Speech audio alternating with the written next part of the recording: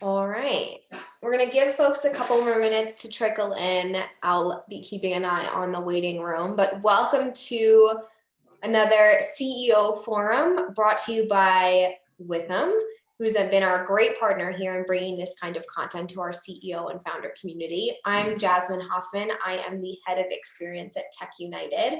We've got a great session today. I'm really excited to have Mayor with us. We're going to get into all kinds of very interesting content about a topic that I personally find to be of interest, which is the executive education, graduate school, the impact of a master's degree or an MBA in growth.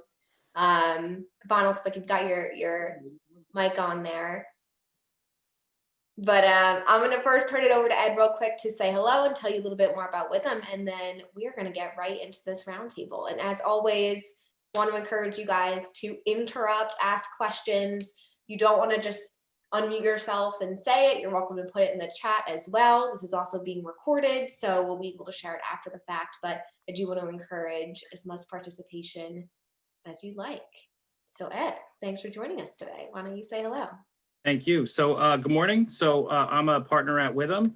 Withum, we consider ourselves to be a forward-looking, technology-driven advisory and accounting firm. I've spent most of my time in our technology and life science groups, where we are committed to helping our clients become more profitable, efficient, and productive in today's complex environment and extra challenges related to COVID. We have offices and locations in major cities and financial centers across the country, primarily on the East Coast, but also out to Los Angeles. We also have global reach through an independent, as an independent member of HLB, which is a network of accounting firms worldwide. Both Withum and I have been involved with TechUnited for over 20 years now, and we are very proud to sponsor the CEO Forum and to take part in it. And I look forward to meeting everyone today. Awesome. Well, it's great to have your support. I know you all probably cannot believe that Ed has been involved with us for 20 years because he is the most young-looking person I have ever seen. Look at that, just perfect. We're excited to have you here. And Withum, like I said, has been a great supporter. They do a lot for us. We actually use Withum, and it's been like a great transformation as we do our own practices as TechUnited. So they've been a big help for us.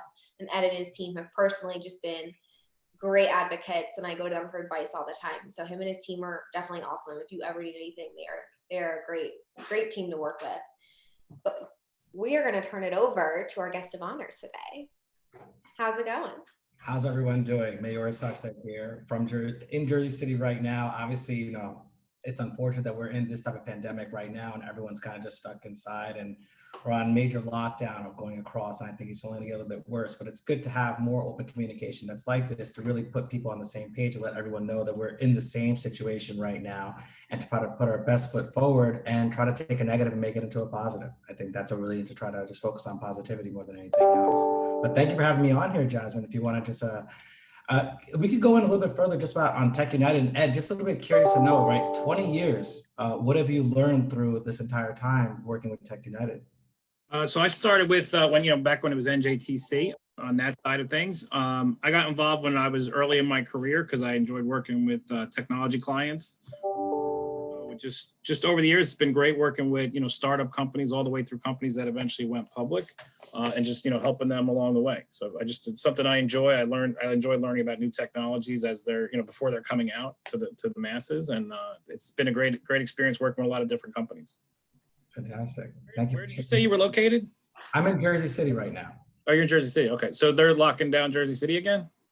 Yeah, the mayor is basically announcing that we were trying to keep people inside as much as possible to reduce the amount of cases, just because it's getting quite full over here in the hospitals that are here. So okay, I'm in Central Jersey, so there's a lot of cases kicking up, but they haven't really done anything yet. Yeah, no, I think sure. Pretty soon we'll see a lot more. I think we're going to have a little mini lockdown, I think, for at least 2 weeks just to try to control it again. I'm sure, yeah. Hopefully more positive news will come out and someone will have a vaccine for it sometime next year. Yeah, hopefully. But go ahead, Jasmine, if you want to kick it off. Oh, and on that note, by the way, Withum actually participated in our health tech office hours last week. We had 10 up and coming health tech companies join us with Hackensack Meridian Health, and the vaccine and the process was a big topic of conversation. So we're going to be doing a lot more around health tech too, and hopefully some innovative technologies will come out of this as well, and it'll hopefully help the overall process of new medicine and new tech in the healthcare world. But that is not what we're here to talk about today. We are here to learn a little bit more about you, and I'm going to start things off if you'll just introduce yourself to our audience and tell us a little bit more about your entrepreneurial journey. Sure, fantastic. Hi everyone, my name is Mayor Sachdev. I actually went to Rutgers Business School for undergrad, and then I went to grad school at Columbia University, focusing on technology management in data analytics and cybersecurity. I started my career actually interning at Merrill Lynch prior to the 2008 financial crisis. And from there, I changed my career to be focused more heavily into working into technology, because I learned that technology is going to be the advancement of the future, and working in operations for a bank more than anything else, they're looking to always automate. So always thinking about the forward turning and understanding that, start thinking 10 years in advance when planning out your career. When I got into banking, I realized that's when everyone was getting into it. So it was just like, oh, this is the best place to be right now. Then when you really started getting inside of it, you start realizing that the technology is evolving, and you're starting to see the shift of budgets going 75% towards technology. It started making me think really heavily about what the next step of my career was going to be at that time. So I was laid off at that time from Merrill Lynch. And then what I did is I took that time to really focus on getting onto consulting. And I worked heavily on system migration, implementing SAP for Avon Products, a part of a consultancy team that was part of McKinsey. That converted over into me becoming a full-time employee. And from there, I leveraged that experience to go work at Citigroup and then Barclays. And at both of those organizations, I was focused on regulatory risk and compliance, dedicated towards the data that was needed for regulatory reporting and Dodd-Frank and IHC, which is basically in order to prevent the next 2008 financial crisis to occur from a financial institutional standpoint. I was able to leverage that, and then I created Armor Knight Group with a buddy of mine.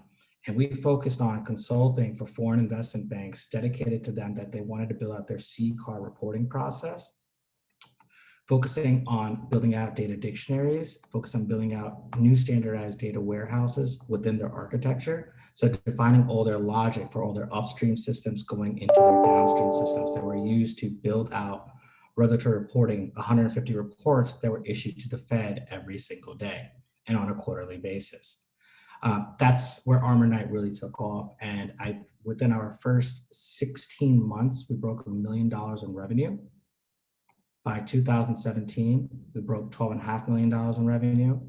2018, we realized, with the new Trump administration that was there, there's deregulation that was coming across the banks. And that's when we started having a lot of conversations, a few other consulting firms that wanted to buy us out as a division so they can hold on for the long term. And then we sold the company last year in 2019. And that has then transformed into me working now with recent college graduates and building out Minos Labs. We're really focused on building out the talent pipeline for the future, heavily dedicated towards full stack and cybersecurity resources. So that's what the conversations are right now. And I think that, being an individual going through the entire experience of graduating, getting laid off, getting back on your feet, and going through that entire process, I really realized the most important thing is you really need to have a mentor. You have to really drive transparency, and you really want to make sure that you start planning out 10 years. And I think that's what's really helped me more than anything else, because if you start assessing what the problems are that you're going to see 10 years from now, start working backwards so you re-engineer the process so you make better strategical decisions in your journey. And I think that that's been a big fundamental piece in building Minos Labs. I thought about Minos Labs probably 4.5 years ago. And then I started working on it in stealth mode up until earlier this year, where we realized, okay, the market, the timing, it's now. And I think it's just being patient and waiting for that right moment, which most entrepreneurs really need to focus on and hone in and realize. And really understand that it takes time to develop a customer, and that the sales cycle, it all comes with the need of what's happening in the market. But I think that as we're seeing this digital age occur, it's really need to be focusing on better technology that's out there, making things more accessible, understanding organizational pinpoints, and really driving that type of platform and workplace mentality to make sure that everyone's on board and everyone sees the vision constantly. So you know what you're working towards and making sure that your team has the right and the same goals in mind. Good. Excellent. Love it. Two questions. One, if you're able to turn off your email notifications, it is super loud coming through your screen. And good to know you're very popular, though. I do find comfort in that. But what I want to do is learn a little bit more. And you talked about having a 10-year plan. And is that how you decided you wanted to go back and get your master's? Absolutely. I think that definitely helps out, especially when you're building up a pedigree in the space. Going back, I had the option. My brother did a program through Seton Hall where he did his bachelor's and his MBA in a 5-year period of time. And what he realized from that entire experience is that it's always good to have more additional outside experience before going and just jumping through that entire program again. And from his journey as well, I kind of learned exactly what was being put into the MBA program. So I was looking for something a tad bit more different. So I got into Columbia's MBA program, and then Columbia also had another program where MBA professors were being involved with technologists to do a master's in technology management. I kind of geared in that direction more than anything else, because the other thing I realized is if I wanted to start thinking 10 years out, our traditional MBA is going to be as valuable as individuals that specialize in technology. So I went with the latter, saying, let's go focus on the technology side of it. And it really brought me into a great network more than anything else. I think most individuals need to realize that when you're getting your master's, you're also building a bunch of new friends. So a new network as well. Individuals that you're going to communicate with, if you build strong bonds with them, for the majority of your life moving forward. These individuals that are also going back to school at the same time as well, they want the same thing that you want as well. They want to grow. And they understand working together drives transparency and drives effective growth for everyone. And would you say that that network was a big piece of criteria deciding between like a traditional MBA and what you ended up getting this master's in technology management? Like what were the deciding factors? Was it the network? Was it the focus on technology versus like the traditional stack and the MBA? Like what ended up making that decision for you? I think the biggest thing is I looked at Harvard, I looked at Wharton, I looked at Chicago, I looked at Stanford, and then I saw Columbia, and what I realized more than anything else is it's close, I'm in the right area, the network is great. It's one of the oldest universities that exist. I think that there's still a lot more that they can give. And I think that they just keep on focusing on building their alumni. They have a really good, like, think about it, right? Bill Gates came to our school, Warren Buffett came to our school to give a speech, right? While I was there. And I thought that was kind of interesting just to see that firsthand. And I think that's very motivating as well. And they're always thinking about how to build out their alumni structure and how to get the right speakers there as much as possible. So that's what really drove me to go to Columbia University. And can you talk a little bit more about the experience between a bachelor's and a master's? You know, I've seen a lot that there's two schools of thought. It's that you do one right after the other, and it's you get some time in the real world and then you go back and get a master's or you get a further graduate degree. And I know for a lot of entrepreneurs, like as they're considering getting that graduate degree, it's because they've been out in the world and they think that it makes sense to go back and kind of fine tune some of the skills that they'll need as now a CEO as well as kind of the inventor founder. Can you talk a little bit more about what that was like? Yeah, absolutely. I think that, see, it's kind of interesting because like both me and my brother both went back, got our masters, right? He did the program where he did it straight through the entire way. And then he got into working at JP Morgan Chase, Invitation Homes before they went IPO. Then he was on the co-founding team at Ribbon. They raised $500 million. And now he's an advisor to the company. And he told me, he was like, the one thing that I really messed up on, he's like, I should have got some more corporate experience first before going back and getting my master's. And that's the biggest thing that I took away from that, because that kind of helped me. You know, luckily for me, I saw him go through the process. So that kind of just made it a little bit easier for me. And seeing that, I realized that you want to get some corporate culture because you want to at least try out different scenarios first before you truly understand how to go back to school and really take it in and get the best out of it. Because when you're sitting with these individuals, a lot of them, what I noticed is, I want to say 80–90% have at least 5 to 7 years experience prior. And I think that's huge because everyone's in that same place, same mentality, understands what they want to do. You're going to sit there in classes with individuals that are going to grow within organizations. You're going to sit there with individuals that are going to grow and start their own organizations. And I think that when you see that much diversity that's there, it really helps you leverage those relationships in order to effectively grow your own career. And they can be potential clients as well. That's happened to me, right? Some of my best clients are actually ones I met through Columbia University. And I think that that's something to think about too, as you're growing your businesses, as you want to take that next step and grow that entrepreneurial journey. Right. And so you mentioned you exited the consulting firm in 2019 and you were at Columbia during that time. So you were getting your master's while you were selling the company? Right. No, I started Columbia 2016. I finished in 2018. Oh, so you had finished it completely before you went through the exit process. Right. So here's the other biggest thing too. Anyone that says that they can't do something, I'm going to tell you right now, anything is possible. I did that while running the company, while spending nights and weekends focusing on things, my classwork. And I think in this age that we're in right now, everything is digital. So it makes it much easier to have communications. So I think you just really need to focus on just being organized, structured, and prioritize your schedule, and anything can be accomplished. So you were simultaneously running that organization and getting that in the master's. So then tell me a little bit more about, did having that master's and that network help you as you did exit that company? Like what was that like? Were there resources Columbia had provided you with? Did you feel you were better off than if you had just done it on your own? 100%. I think Columbia has definitely helped out. Any grad school, a strong grad school program has it, because there's a lot of advisors there, a lot of individuals that are in that network already that have already created companies. One of the individuals that I met through there is a VC, heavy VC, early investor into Kickstarter, early investor into Wayfair. He's really helped me out big time. I think that's the biggest thing to really pay attention to, is to understand who that network is, what that network can provide, and how they can help you grow. Columbia has a bunch of different acceleration programs as well. One of my classmates, he's building out a scanner that basically will clean and detoxify an elevator once people are walking in through it. And now Columbia healthcare arm is focusing on putting some cash behind it to grow his research.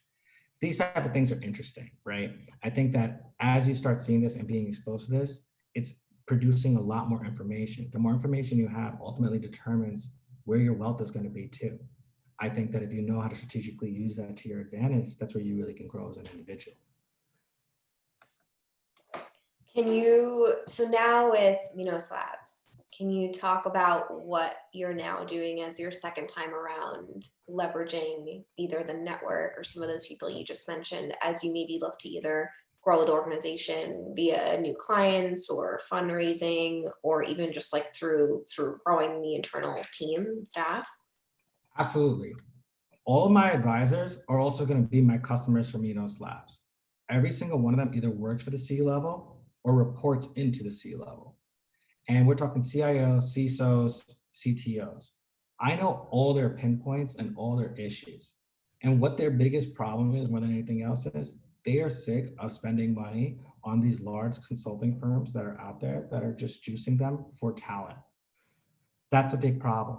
And realizing this, hearing about what their issues are and getting better qualified individuals is something that everyone's been thinking about for a number of years. So what we realized is, if you take a look at all the pinpoints that are out there, let's build out the structured platform to help them pipeline out their talent so they could bring in entry-level individuals dedicated in data analytics, full stack, and cybersecurity, and help them grow within organizations. If I'm a hiring manager, right, I need 5 full stack guys to come onto my team to help me build out this new initiative that I need. I don't need the stress of looking for them in the market. I want to have the right partnerships with universities and right organizations to pull the resources in to make sure it makes it more efficient, and then make sure that the resources actually add value quickly, not take 9 to 12 months before an individual joins an organization. So we've realized this, and we put the career acceleration program. What we focus on is taking recent college graduates, put them through our 6-week program, which basically upskills them, enhances their skill sets, assesses them, and helps them identify better methods of screening for hiring managers so they can quickly see the resources that they need. And then we keep this very organized. And what we realize as well is these individuals, they're not looking to hire specifically in New Jersey, New York. They're looking to hire in upcoming markets, B markets, Salt Lake City, Plano, like near Dallas, Tampa, Jacksonville, Raleigh, and Charlotte. and Atlanta. These markets are all going to be growing with a bunch more employees over the next 5 to 10 years. I think pre-COVID, it was growing. After COVID, it's going to dramatically increase. And I think that we're going to see a whole reskill that's going to be coming out where individuals are going to get phased out of organizations, and they're going to be looking to bring on new additional tech talent in these B markets. So realizing this and speaking with my classmates about these potential issues has really helped us leverage these relationships to make sure that we can turn them into great opportunities for us to grow our business and help the kids. Of course. Would you say that you communicate with either your classmates or your professors or speakers or VCs that you came into contact during your program monthly, yearly, whenever you sort of need them? Like, is the communication frequent? Do you feel like it's a population that you constantly engage with, or it's more on like when there's a real ask, you'll reach out to a specific individual? It really depends, right? We have a WhatsApp group that's always ongoing, right? There's 125 people that are on there that are part of our cohort, and everyone's usually communicating through there. There's probably, I probably communicate with 25% of my classmates on a monthly basis. And some I even talk to on a weekly basis, right? It all comes out to where your relationship is with these individuals and how you build and nurture these relationships. I think what's really important though is to really identify, when you have common interests with an individual and you both have the same type of goals, really focus on building that type of transparency with that individual. I'm also one of the youngest people in my cohort, sorry. And realizing that really helped me too, because I look at it as I have 25 to 50 more mentors in my life that can help me make better decisions and help me grow. I think that's a big thing that we should all focus on. I think every CEO should have a mentor. I think every CEO should have at least a handful of advisors and have individuals that they can talk to very openly about whatever there's going through their mind to make sure they make the right decisions. And obviously there are ways to do that outside of going to Columbia and getting a master's, right? Like there's even groups like ours, like we're working on building out a mentorship network. There's Slack groups, there's, all different types of even just like group texts or organizations solely dedicated to only serving CEOs or leaders of businesses or startups. The accelerators have their own versions of these networks. What is the unique advantage that going and getting a master's has over those other groups? I think entrepreneurs are often of the mindset where it's like they'll go about it in their own way and figure out the resources that make sense to them without sometimes going the formal graduate route. Like, what is the benefit uniquely to going and getting that master's and going through that route? I think the biggest thing is it's getting the understanding and the exposure of what's actually being taught in universities at that graduate level of how that content is being put together, right? And realizing, okay, it's a structured content. I'm getting understanding of different type of topics, right? And then going through that on how it's being taught is really important. Because what I learned is this, right? I went to Rutgers University. I love Rutgers University, but I was an undergrad at that time. And when I went to undergrad, I wasn't really paying attention to what was actually being taught. It was more about just understanding what was going on, study for the exam, pass the exam. Okay, let me get out of here and go get a job, right? That was the whole focus of undergrad. When you go to grad school, it's different. You want to be there because you actually want to learn about what's going on at the same time. Because the way that they're breaking it down to you is at a different level. You're understanding from an organizational standpoint, and you're understanding more from a practical experience side. Undergraduate is more theory-based. And I think that that's the big difference from going from undergrad to grad school and understanding things at a different level.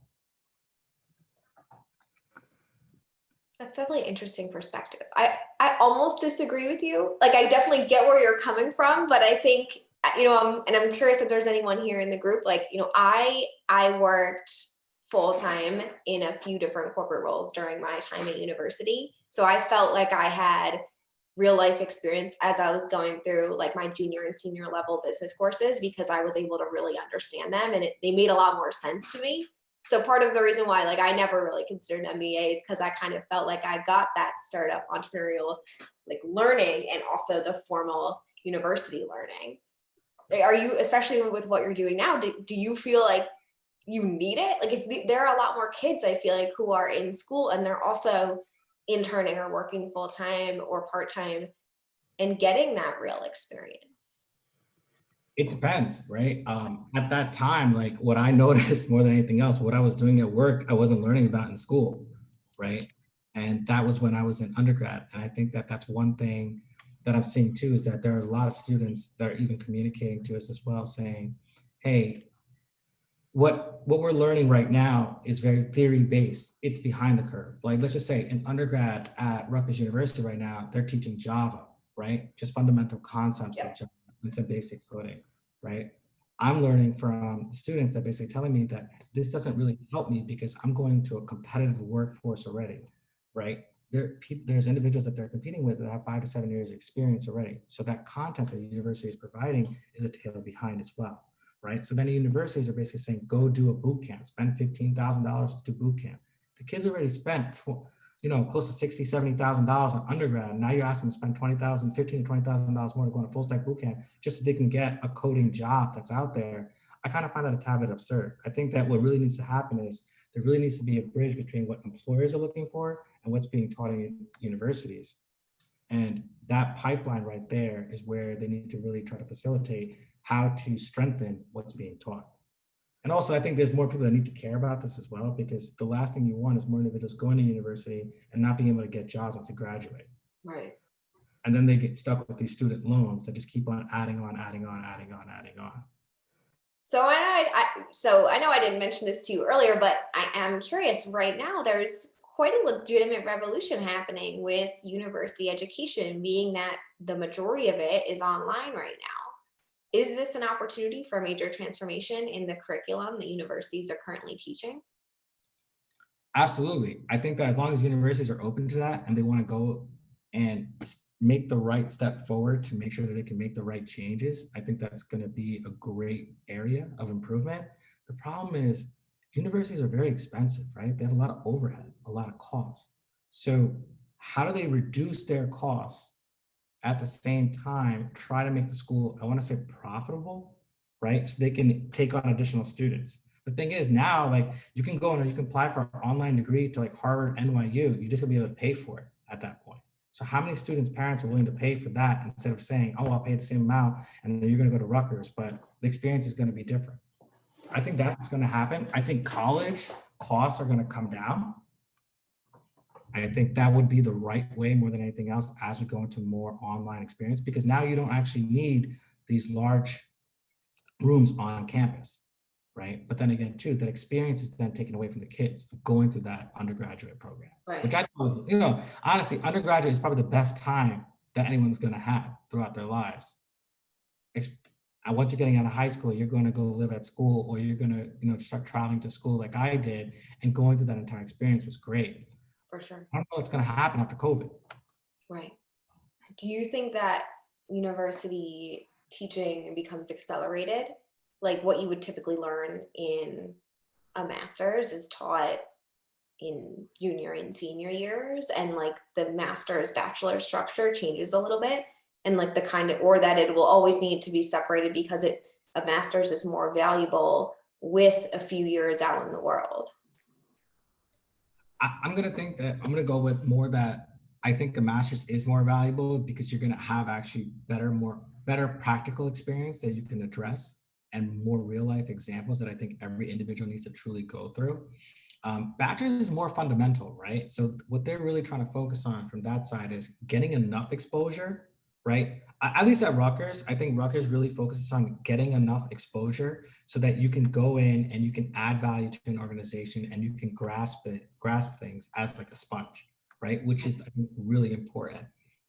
I see that after you get the experience, then getting a master's happening in that direction.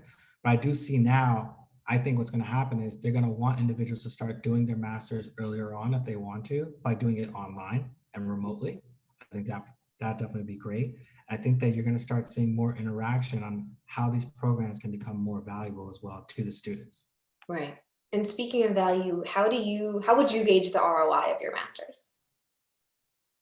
Can you repeat that one more time? How would you measure the ROI of getting your master's? Like obviously there's a hard cost to it getting your master's from Columbia, but you've also gained like not only the education and degree, but also the opportunity and access that it afforded, the new connections, perhaps the guidance through exiting the company, perhaps new relationships in this new venture. You know, would you say, I know you're pretty pro, it's a valuable thing to do, right? Like I know your team getting a master's, but do you feel like the return on investment was worth it right now? It was worth it the day after you got the piece of paper? It'll be worth it in 10 years? How do you look at that? I think that I'll definitely see the ROI on it over the next probably 5 to 10 years, more than anything else. The thing is, like my father got his master's, he went to Polytech, and he didn't see the value in his master's. But I also think that it's a two-way street, getting your master's and then also putting it to work as well, not just getting it and being complacent. Right. You need to really take the right steps to make sure that you're using it in the right direction and making sure that you're opening those doors that you may not have gotten a chance to open up before, and really leveraging the pedigree and the relationships to really excel in growing your organization. Of course. I'm wondering if anyone here on the call has any perspectives or questions about this. Just taking I see Mario, I see your face. I know you want to say something. Sure. So I'm probably one of the older people here. One of the things that I've experienced, so I got my bachelor's in EE, electronic engineer, many years ago. And then after I graduated, and by the way, I really believe that the education that I got 30 years ago, 40 years ago, without giving away my age, is entirely different from the education that an engineer would get today. I think what's happened is when you go for your bachelor's, the universities have to make up for the lack of high school education that current generations haven't received, right? So the whole educational process has moved upstream from high school to bachelor's to master's, okay? So what you now get in your master's, I may have gotten in my bachelor's, okay? And what I mean by that is that I had all the experience of the university, you know, joining fraternities, even creating my own fraternity, becoming part of professional organizations. This goes back into the 70s, okay? And getting an education and also working in a laboratory. So I did some internship in the area that I was excited about, okay? So today it may be different from what happened. Now, what's interesting is that when I graduated college, university, I went to work directly industry, okay? And my thought was, well, let me get a couple of years in the industry corporate world, and then I'll go back and get my master's. Well, it turns out that I made, at that time, what I would consider a lot of money, and I was distracted with making money, making sure I made my employer happy, and still having a good time, and then getting married. So things got in the way. I never got a master's, but I did start my own business in the defense industry, okay? So I got some corporate experience, and then I started my own company, and then eventually in 2004, I sold it to Honeywell. So my point I'm trying to make is that the education that we used to get is different from the education you get today. I think a master's is very important, primarily because you're not getting the same experience as you should have gotten in your bachelor's degree. Okay, so now that's sort of pushed off into your master's degree. Okay, what I do believe it firmly is that it's all up to the individual, right? If you need a master's degree to help you grow in your career, then get a master's degree.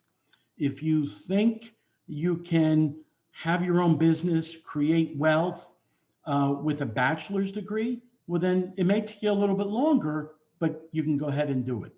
So the point I'm trying to make is it's really up to the individual. Okay. There's not one set of career path that eventually leads you to success. There's several paths and depending on the individual. But I also agree that a master's at this day and age is very important. My 2 cents. Are any comments on that? No, absolutely. I actually didn't think about it from that standpoint because, like, obviously, I thought the education system is obviously something that needs to get revamped. That's here in the United States more than anything else, especially for what it was like 30 years ago. As technology has evolved, the education system has kind of just stayed the same, right? And I think that the advancements there and the maturity levels have definitely, I guess, regressed a bit more than anything else. And I think that that's where, hopefully now with COVID, people are starting to think differently, like, hey, let's try to put more capital, better infrastructure, better planning back in so our children actually have the better advantages than what an individual has today. But then again, too, I think technology has also spoiled us a lot too, Mario, right? How do you get kids now more than anything else to study? How do you get them to pay attention? How do you get them away from video games? How do you get them outside? Was that a question? Was that a loaded question? So it's interesting. I have grandchildren. So I always worry about them spending too much time on games and social media. And in reality, the big difference, and they're still learning, by the way. Okay. And now with the COVID situation, they miss school. I would have never expected that. They miss school, they miss the interaction, they miss their friends, they miss their teachers. Okay. But at the same time, they're playing these games at home. Okay. The downside of the current young generation is that they're not experiencing the interaction and with other students. Okay. Now, because of the games and virtual stuff. Okay. And I'm not sure that's really going to change going forward, even when we get back to school. Okay. Because it's comfortable sitting on your couch, which I don't agree with what I'm just saying, but it's comfortable sitting on your couch, playing your games, mentally getting challenged. Okay. You are getting challenged while you're playing these games, your interactions, but it's all mental. The physical aspect is what we're missing. Okay. But at the same time, my daughter-in-law says to me, but they are still dancing. They go to dance classes. They do play soccer. They do play football. Okay. And my reaction to that is, well, everything is scheduled. What do they do on their own? Play games. Okay. So the point I'm trying to make is that even though we are getting into a couch potato culture, there are certain individuals that are not really playing that fill into that gap. Okay, there's a lot of entrepreneurs. Most of you online, you're entrepreneurs. You're out there. You're not sitting on couches, even though it's during a pandemic. Okay, so there's going to be part of the population that says we're gonna be entrepreneurial, and whatever that means. Okay, I mean, I know what it means, but how that really works out. And then there's going to be a set of the population that's going to follow and not be leaders. And we need followers as well as leaders.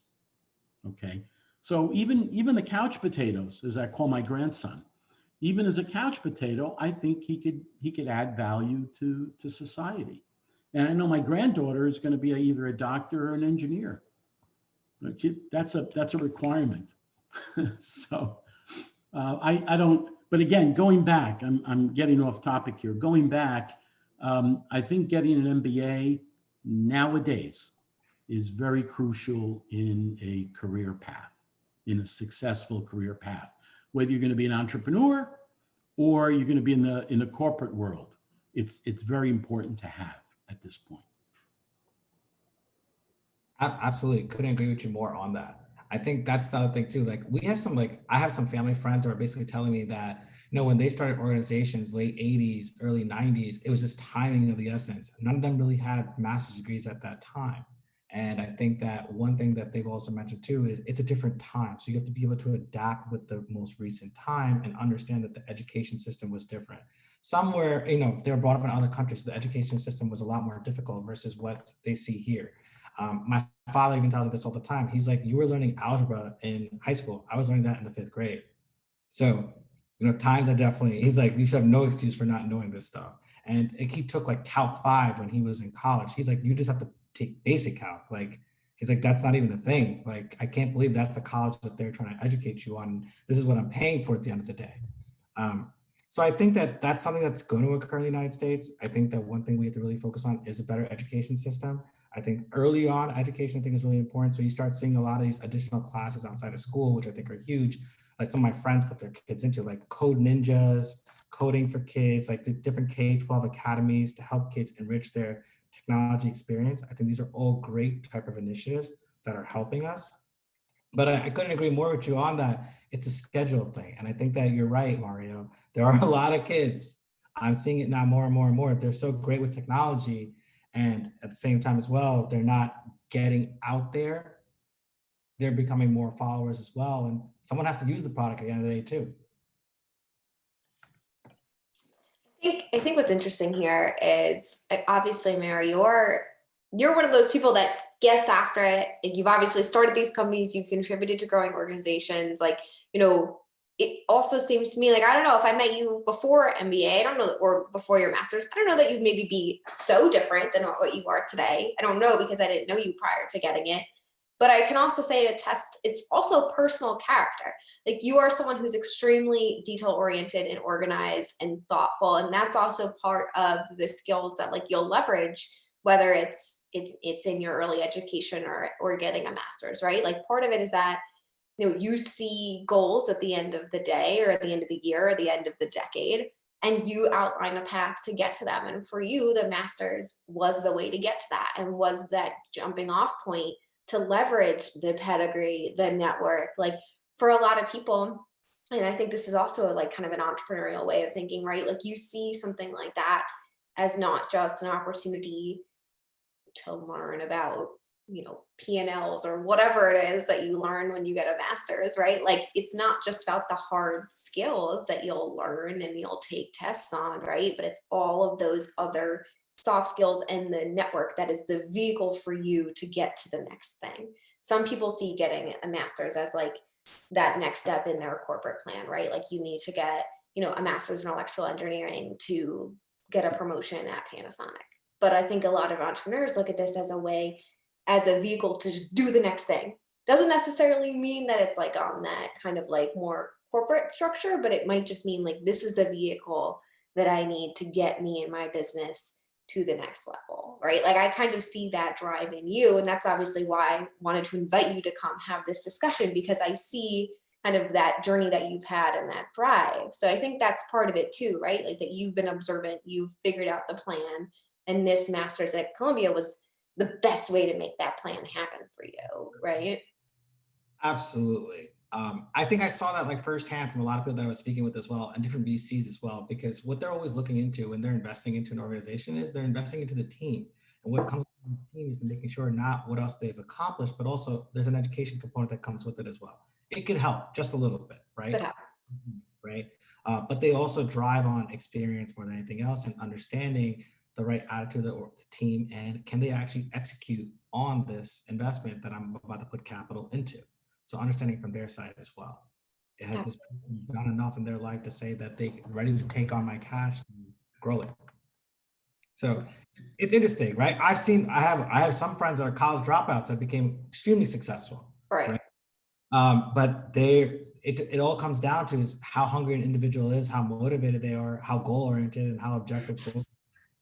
And I think that seeing it from both sides kind of helped me determine, like, this side has definitely helped out. It helps you think a little bit differently, and also gets you into a different network of individuals that think differently as well, which can definitely help and give you a better way of becoming more strategical instead of just banking on any idea and go full throttle with it.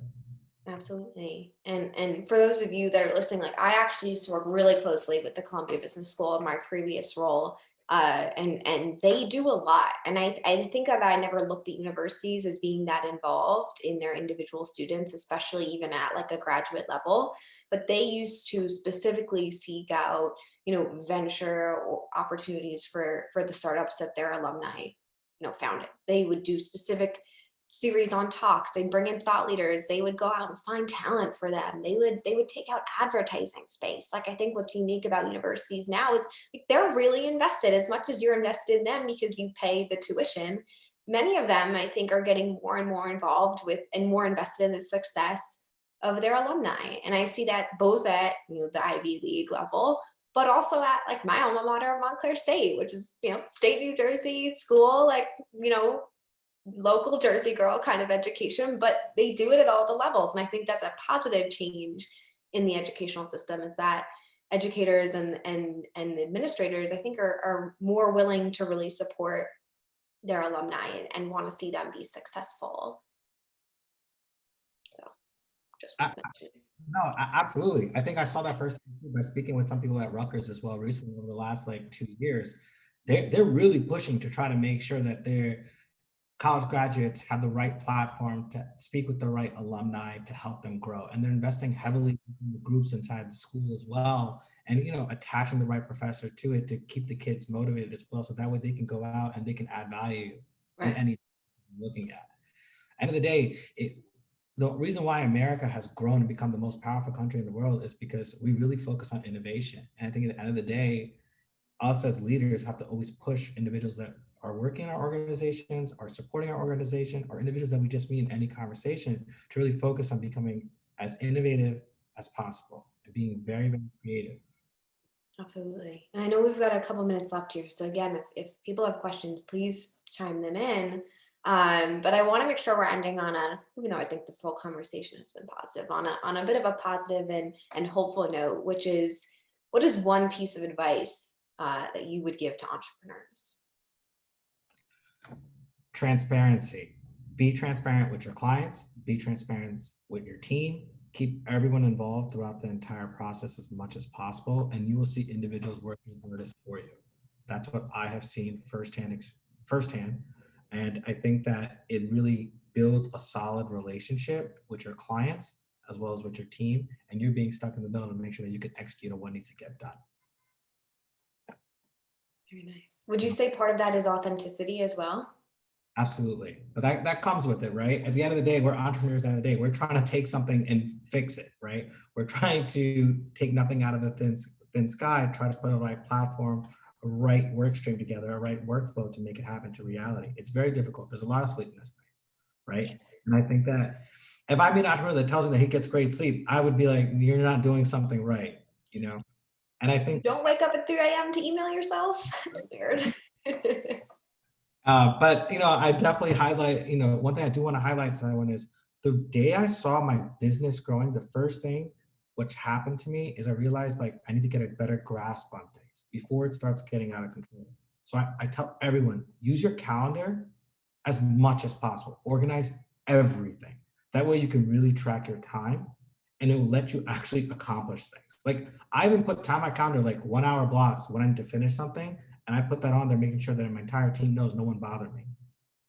You just got to think like that. Even if I got to go to dinner for a meeting, a client, etc., everything on the calendar. Really try to be as organized as possible so you get the best efficient use of your time. That's one thing I've learned that helped out a lot. Do you even schedule time to like take breaks though, or will it only be work-related activities? No, breaks, hiking, etc. Okay. Weekend, baby shower. Like every one of my friends is having a baby during coronavirus, and I'm just like, oh, this is what their life is becoming now. So it's kind of interesting to see all this that's happening, but it's great. And I think that I think some of the best companies are going to get built during this time frame, like they did during the 2008-2009 financial crisis. So I think that that's when you're going to start seeing these companies 3-4 years from now that were like incubated during this time. They're the ones that are going to be huge. Yeah, absolutely. Ed, any thoughts on the conversation? Any I thought questions? this has been absolutely great. I do use my calendar probably similar to you, and things that I need to get done this week are somewhere on there, and sometimes they'll move to the next day, but it's like my to-do list and my calendar. So, and it's usually pretty full. So it is good to schedule breaks though too. Absolutely.